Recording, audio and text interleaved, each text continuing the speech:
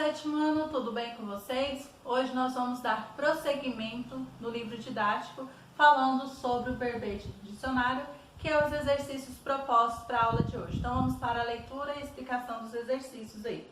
Página 7, além dos dicionários gerais da língua, há dicionários especializados também chamados de temáticos. Estes apresentam vocabulário específico de determinada área ou ciência.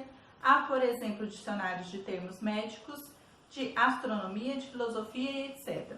Os verbetes que constituem esse tipo de dicionário apresentam algumas características próprias.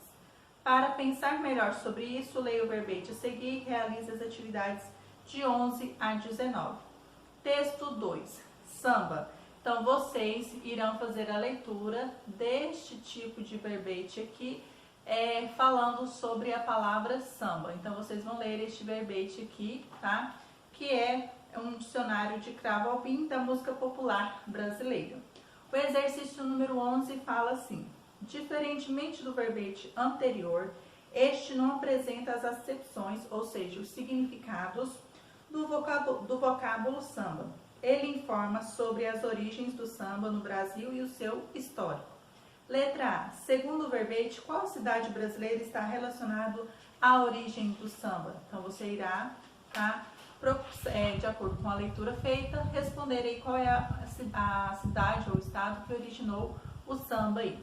Letra B. Qual é considerado o primeiro samba gravado e a quem é atribuída a sua autoria? Então, coloque aí qual que é o primeiro samba e quem são os autores ou a autoria aí do samba. Letra C. A que parte da população se devem a origem e o desenvolvimento do samba? Grandes proprietários de terras, classe média urbana, população ribeirinha ou classe baixa urbana? Você vai responder aí marcando X. Releia estes trechos do verbete do dicionário Cravo Albim da música popular brasileira. Diz a lenda que um samba, para alcançar sucesso, teria que passar pela casa de tia Xiate e ser aprovado nas rodas de samba das festas que chegavam a durar dias. Próximo. Segundo o pesquisador Irã Araújo, na Bahia, ao longo dos séculos, as festas de danças dos negros escravos eram chamadas de samba. Então, nós temos aqui letra A. Que expressão sinaliza que o produtor do texto contará uma história? Letra B. Que expressão indica que o produtor do texto apresentará a fala de um especialista? Letra C. Por essas análises, é possível dizer que o verbete de um dicionário especializado apenas conta histórias sem se valer de informações objetivas, se vale de trechos narrativos, se vale de dados de pesquisa. Você vai marcar X na resposta correta aí. Exercício número 13. Leia o trecho a seguir e faça o que se pede. Incontestes a contribuição de tias do samba, como eram conhecidas no final do século XIX, para a sedimentação da cultura negra. Então, o sentido do afixo in. Deu a palavra incontestes. Que sentido, então? Esse in aí deu que sentido? A palavra incontestes. Letra B. Explique com suas palavras o trecho acima. Então, você irá explicar o que significa o trecho que acabamos de ler. Exercício número 14. Copie do texto uma modalidade de samba relacionado a São Paulo. Então, você vai colocar as modalidades de samba relacionado a São Paulo. Letra B, ao Rio de Janeiro. E letra C, ao Maranhão. Exercício número 15. Segundo o texto, por que o samba assumiu características próprias em cada estado? Então, você vai colocar e dizer para mim porque ele assumiu essas características próprias aí. Exercício número 16. Releia essas construções do verbete samba, conforme registrado no dicionário Cravo Albim da música popular brasileira. 1. Entre os tipos das mudanças populares mais conhecidas, destacamos samba lenço, samba rural, tiririca, miudinho, jongo, São Paulo. 2. No Rio de Janeiro, a partir de 1850, mais especificamente nas imediações do Morro da Conceição, foi crescendo a população de negros e mestiços oriundos de várias partes do Brasil.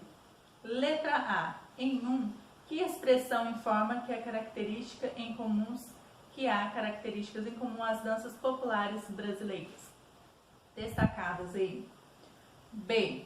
No trecho 2, que expressão indica exatidão quanto ao local em que houve o acréscimo de população de negros e mestiços?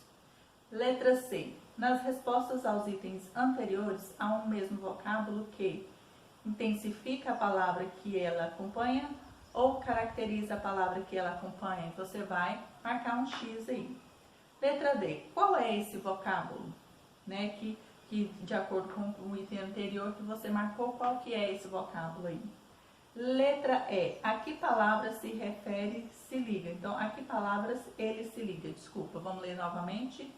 A letra E. A que palavras ele se liga? Então, essa expressão da letra D, esse vocábulo da letra D que você encontrou, ele se liga a qual outra palavra? Então, você vai dizer aí na letra E. Letra F. Reescreva esses sintagmas usando os seus antônimos. Então, você vai usar os sintagmas e os antônimos desses sintagmas aí. Exercício número 17. Relacione os textos a seguir ao verbete de dicionário de língua geral, texto 1, ao verbete de dicionário temático, texto 2. Letra A. O verbete aborda termo técnico específico de uma área do conhecimento e apresenta informações aprofundadas. Então, essa informação contém no texto, aí você vai dizer se é o 1 ou se é o 2. Letra B. O verbete apresenta definições e contextos de uso de um vocábulo ou descreve um conceito atribuído a ele, um conjunto de significados e exemplos. Então, este aí você vai marcar aí se é o texto 1 ou o texto 2 aí, ok? Exercício número 18. Onde os dois verbetes, texto 1 e texto 2, foram publicados? Você vai lá no final de cada texto e está as informações certinho lá onde foram publicados. Exercício número 19 e o último proposto para a aula de hoje. Qual destes dois tipos de dicionários visa a um público mais amplo e qual objetivo atender à necessidade de um público mais especializado?